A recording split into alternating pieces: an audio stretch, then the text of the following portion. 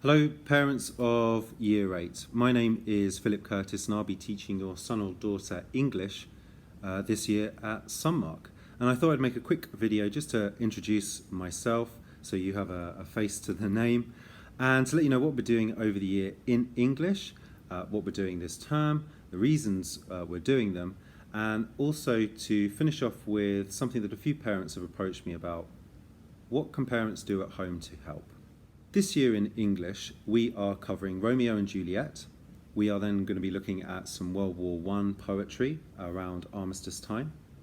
Then we're going to be looking at The Hunger Games by Susan Collins, which is a fantastic book, and the students in the past have really enjoyed this book. There's also a film version as well, which really helps with the understanding and the engagement with the students. Then we'll be finishing off the year by looking at some Gothic literature, which is challenging, but again, the students enjoy the creepiness and spookiness of it. And finally, we'll be finishing off by doing something a little bit more technically orientated towards GCSE, how to respond to a controversial article, how to frame a response to something like that. The purpose behind this feeds into what Key Stage 3 is all about. Key Stage 3 is about instilling a love for the subject in our young students, as well as preparing them for the sorts of skills they're going to need at Key Stage 4 and doing their GCSEs. In Key Stage 4 for GCSE, there are two GCSEs that they do, one in language and one in literature. Literature is books and poetry, and in that exam they need to be able to analyse what an author is doing. How has an author created a character? How does an author explore a theme? And we teach our young students how to write analytical paragraphs. And initially, certainly in Key Stage 3, we teach them a very simple method of breaking down an analytical paragraph into its parts. For example, they're given a question: how does the author present Romeo in William Shakespeare? They can give a simple answer to that question: Romeo is confused, or Romeo is in love. They then need to find a piece of evidence from an extract, a short quote, phrase, or maybe even a keyword that proves that Romeo is the way that they've said he is.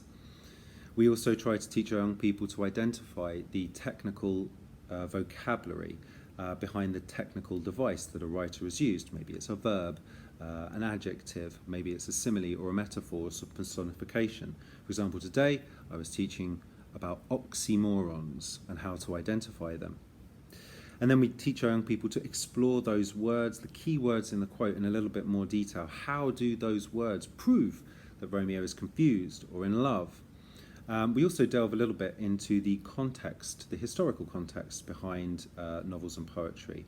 Because again, these are the skills that they need at GCSE, and Key Stage 3 is about preparing them for those sorts of skills and trying to break it down in as simple a way as possible, so that when they do reach Key Stage 4, they'll be well prepared for dealing with the longer essays and the exam-style questions that they face.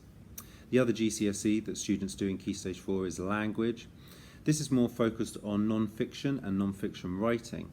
So the coursework elements involve some creative writing, such as writing a story, writing a response to a controversial letter, and so on. And the exam also requires them to read an extract or a portion of non-fiction writing and then answer some questions on it, or rewrite the information contained in that non-fiction text in a different format. So Key Stage 3 not only tries to instill some love and some passion for the subject, but also with a view to preparing them for the key skills that they need later on down the line. This term we are looking at Romeo and Juliet. It's a challenge because it's William Shakespeare and the language is 400 years old. We look closely at extracts from the play. We don't read the whole play. And we also watch short video versions of the play to help the students understand visually the plot. That helps them decode what's going on in this complicated language that they're looking at. I try to deal with it in a very simple way. Rather than trying to understand every single word that William Shakespeare has written, try to find key words, key phrases that express a character in some way or express a theme. This can be frustrating for young people because obviously they want to understand everything. They're very curious. But they're not going to be able to understand every single word from William Shakespeare. Even I don't understand every single word from William Shakespeare. I have to look a few up. So the idea is to try and give them a gentle introduction to the play. The task for the end of term will be to write an analytical paragraph or two about an extract from Romeo and Juliet. And it's going to follow a similar pattern to how I was talking about analysing literature at GCSE.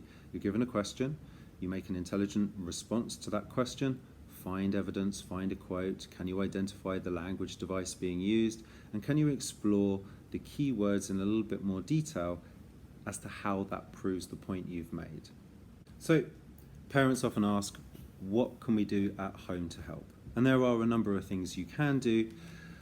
The perhaps most boring one is getting hold of books. I know a lot of parents ask what sort of books they can get for their son or daughter.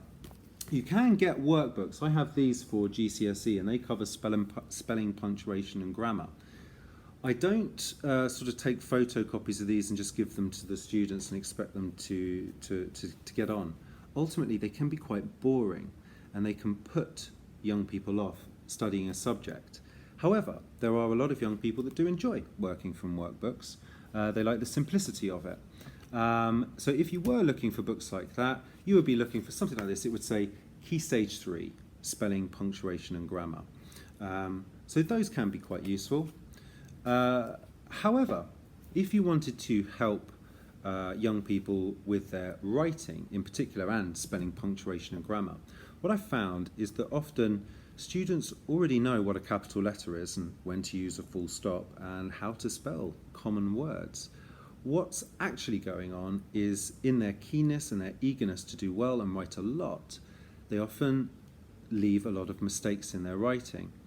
And what is the biggest challenge is to getting students to go back over their work. It almost feels like doing it again, which is why I don't think they like it that much. But going back over their work and looking for those mistakes that they've made, or looking for small improvements that they could make to their own work. This is fantastic to get students into the habit of doing, because it means they are reflecting on their own work, thinking about the quality of their own work. And it also has that practical aspect of them looking for the errors that would potentially reduce their grade. In class, what I do is I use a system called CUPS. At the end of a piece of writing, I ask them to write CUPS. Each letter stands for something different I want them to check. The reason I do that is I break down the proofreading into simple steps they can follow. There's no good telling young people, check your work over, because they don't know what to check for. But CUPS works. The C stands for capital letters. Scan over your work. Have you got capital letters at the beginning of sentences, names, places? It's relatively easy to spot those. Once they've checked and made any little corrections, they can put a line through the C that reminds them that they've checked it and shows me, or could even show you, that they've checked it. P is for punctuation. The same thing. Young people generally know what a full stop looks like, but in their hurry to do the work well, they've left a full stop that actually looks like a comma. This gives them the chance to spot it and correct it. They also might notice that they've missed out a bit of punctuation, maybe around some dialogue, the quote marks when a character's speaking. Once they've checked that, they put a line through the P. The S stands for spelling. And crucially, I just want them to check to make sure that they've corrected those common words, particularly things like homophones, there, and there. Have they used the right there? Also, I'm also very guilty of this. If I'm writing something quickly, I will leave little mistakes in there, and suddenly just checking again, it's very obvious it's a mistake, so they can correct those. Finally, if they've used a longer word that they're not too sure they've actually spelt it right, use their device and look it up and make sure that it's spelt correctly. Once they've done that, a line through the S. And finally, the U is the whole text understandable? Does it make sense? Does it flow from one thing to the next? And that requires just now reading it through, knowing that you've got all the basics correct, and working out, does this make sense? I share with my students that I make this mistake all the time. I write something out, I think it makes sense, I send it to a colleague, they get back to me and say, this doesn't make any sense at all, and it's because I rushed it. So I try to get into the habit of double checking what I've written just to make sure that it makes sense, and I encourage my young people to do the same thing as well. This is a really excellent way of helping young people improve their writing because it helps them think about their own work. It doesn't involve me or you telling them what they need to do. It encourages them to think about it for themselves and access the knowledge that they already have. Another thing that I can suggest to parents that they might like to do to help improve their son or daughter's creative writing is to keep a diary. It doesn't have to be every day, it can be once a week. And the diary has two components to it. What did you do? But the most important bit is, how did you feel about it? This exploration of emotional language is not only extremely healthy, it does give young people the chance to actually think about what they're trying to express. There's only so far that, and only so much interest you can have in describing everything as good or nice or I felt happy. After a while, young people will find those words frustrating because it doesn't actually express what they feel. And that process of just thinking about other words that could be used or other phrases that could be used is part of the creative process. It's that self-reflection on what you're doing and how you can make it better, and being given the space to be able to experiment that's really, really important. Obviously, I'm not going to mark a diary, and you're not going to mark a diary either. But the point is that students are spending the time thinking about what it is they want to express.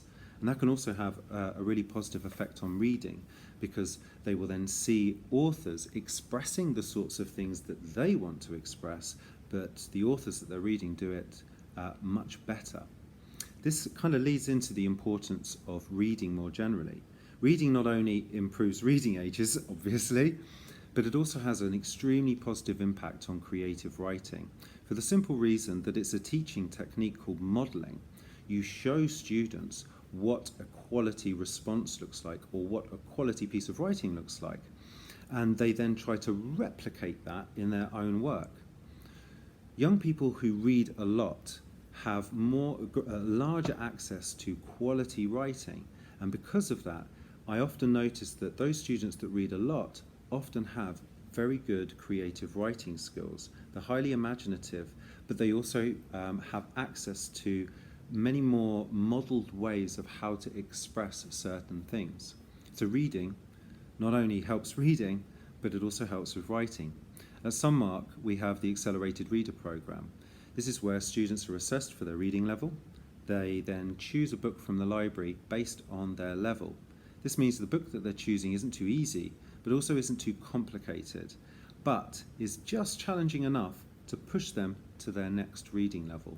And over time, I have noticed that students who regularly read using the Accelerated Reader Programme make double the progress that students who don't read would make. Also, when it comes to reading, one very simple thing that parents can do at home is simply to have a conversation about whatever it is that they're reading, whether it's their AR book or, at the moment, for example, Romeo and Juliet. Very simple questions to begin with. What happens? Or what happened in Romeo and Juliet that you read today? That gives students the chance to reinforce in their mind the events of the play or the events of a story, and that will then help them in the classroom when there are questions about what happened in the play, and also give them the opportunity to expand on the answers and access some of the trickier questions. Trickier questions like why? And parents can ask this question as well. Why did Romeo suddenly fall in love with Juliet? What do you think Juliet's parents thought about her running off and getting married to Romeo after only knowing him for one day? Those sort of why questions. Why did the character do this? Or why did a character not do that? Those sort of simple questions get students thinking about what the author is doing, how the author is keeping the reader engaged. And it also encourages students to start thinking about the whole event from a chapter and putting the information together and making inferences about characterization, for example.